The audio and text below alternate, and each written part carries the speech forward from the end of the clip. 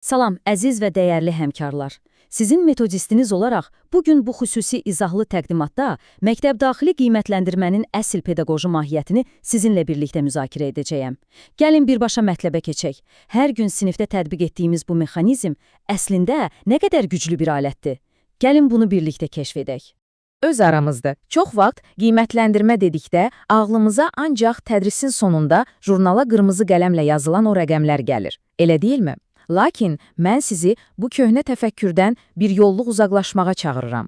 Qiymətləndirmə qətiyyən sadəcə bir sonluq, sadəcə bir yekun deyil. Əksinə, o öyrənmə prosesini yaxşılaşdırmaq və şagirdin o gizli potensialını üzə çıxarmaq üçün əlimizdə olan ən güclü pedaqoji alətdir. Əslində məsələ çox sadədir. Düzgün qiymətləndirmə şagirdlərə fəaliyyətləri barədə çox aydın, doğru istiqamət verir. O, öyrənmə üçün konkret standartlar müəyyənləşdirir və ən əsası, təsəvvür edin, biz müəllimlərə təlimi məhz şagirdlərin ehtiyaclarına uyğun tənzimləməyə imkan yaradır. Yəni, əgər biz ancaq və ancaq nəticəni ölçürüksə, deməli, o möhtəşəm inkişaf prosesini tamamilə itiririk. Yaxşı, gəlin bugünkü planımıza qısaca nəzər salaq. 1. Qiymətləndirmənin mahiyyəti. 2. Əsas qiymətləndirmə prinsipləri. 3. Diaqnostik, yəni ilkin vəziyyətin təhlili. 4. Formativ, yəni inkişafa necə bələdçilik etməyimiz. Və nəhayət 5. Summativ, yetun nəticələrin ölçülməsi. Hazırsınızsa, başlayaq. Beləliklə, 1-ci hissə, qiymətləndirmənin mahiyyəti. 2-ci hissə, əsas qiymətləndirmə prinsipləri. Bilirsiniz, hər bir oyunun qaydaları olduğu kimi, bizim qiymətləndirmənin də 4 əsas sütunu var. Uyğunluq, etibarlılıq, şəffaflıq və obyektivlik. Məsələn, şəffaflıq nədir? Şəffaflıq o deməkdir ki, biz məqsədləri və meyarları şagirdlərə ta əvvəldən açıq şəkildə elan edirik. Bir anlıq təsəvvür edin, oyuna başlayırsınız, amma qaydaları bilmirsiniz. Bu, heç kəs üçün ədalətli deyil, eləmi? Obyektivlik isə hər bir şagirdə öz daxili potensialını göstərməsi üçün bərabər, hər cür ayrı seçkilikdən uzaq, tam sağlam bir mühit yaratmaqdır. İndi isə gəlin bu mücərrəd anlayışları götürüb real bir sinif situasiyasına tətbiq edək. Baxın, Arif oktyabr ayında testdən 70% toplayıb, amma yanvar ayında eyni testdən 40% yığıb. Təəccüblüdür, deyilmi? Bəs bu kəskin fərq nəyin göstəricisidir? Həmkarlar, bu birbaşa olaraq testin etibarlılıq prinsipinin kobud şəkildə pozulmasına işarə edir. Yəni, əgər uşağın bilik səviyyəsi eyni qaldığı halda nəticələr belə fərqlənirsə, deməli günah Arifdə deyil, bizim ölçmə alətimizdə ciddi qüsurlar var. Bu uyğunluq və etibarlılıq məsələsini daha yaxşı anlamaq üçün gəlin oxatma yarışını və bir hədəf taxtasını təsəvvür edək. Hədəfin düz mərkəzini vurmaq, bax bu, uyğunluqdur.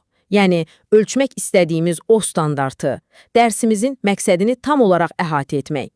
Ancaq eyni nöqtəni təkrar ardıcıl vura bilmək, bax bu isə etibarlılıqdır. Yəni, nəticələrimizin davamlı olması. Bunların hər ikisi eyni anda təmin olunmadıqca bizim qiymətləndirməmiz həmişə yarımçıq qalacaq.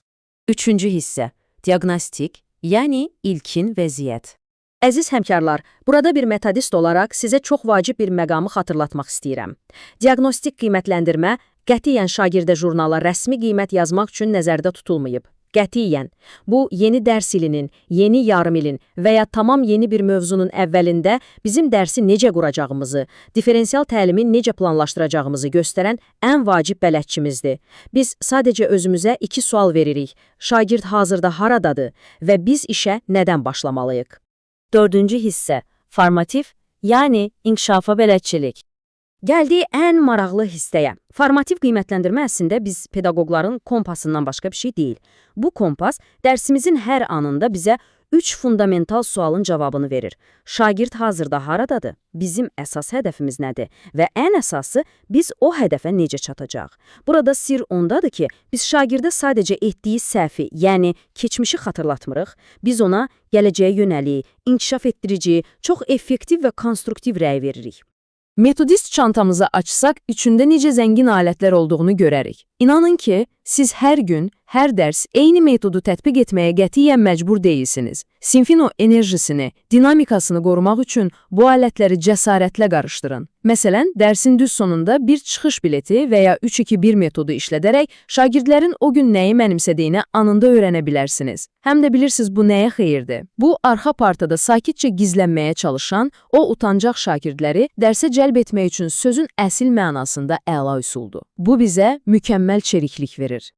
Təbii ki, formativ qiymətləndirmənin ən həlledici məqamlarından biri də doğru rubriki seçməkdir. Baxın, holistik rubrik çox sürətlidir. Sizə şagird haqqında ümumi bir mənzərə verir. Lakin, gəlin etiraf edək, inkişaf üçün şagirdə o spesifik, dəqiq məlumatı ötürə bilmir. Amma analitik rubriklər, bəli, razıyam, bəzən hazırlamaq biraz vaxtımızı alır. Amma o, şagirdin hansı addımda ləngidiyini bizə nöqtə-bə-nöqtə göstərir.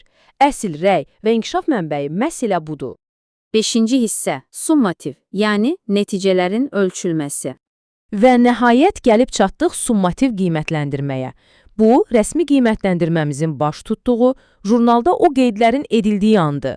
Biz burada şagirdin il ərzində öyrəndiyi standartları nə dərəcədə mənimsədiyini tam rəsmi şəkildə ölçürük. Özünüz də yaxşı bilirsiniz ki, bu proses bölmə sonlarında kiçik summativ, yəni KSK, yarımillərin sonunda isə böyük summativ, yəni BSK şəklində həyata keçirilir və birbaşa olaraq son nəticəyə fokuslanır. Yekun olaraq yanaşmamızı tamamilə kristallaşdıraq. Formativ, bu, davamlı prosesi yönləndirir, daim gələcəyə, inkişafa baxır. Summativ isə tam əksinə, məhsulu, o son nəticəni və dərəcəni ölçür.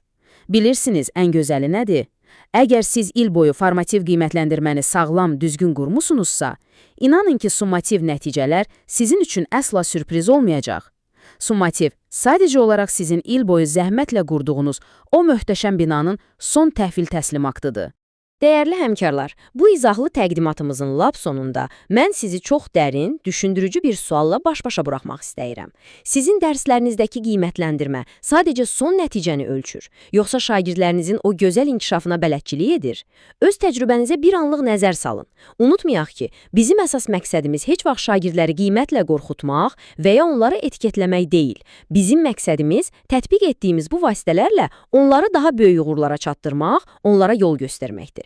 İndi isə seçim tamamilə sizindir. Siz sadəcə nəticə ölçənsiniz, yoxsa şagirdi inkişaf etdirən əsl metodist.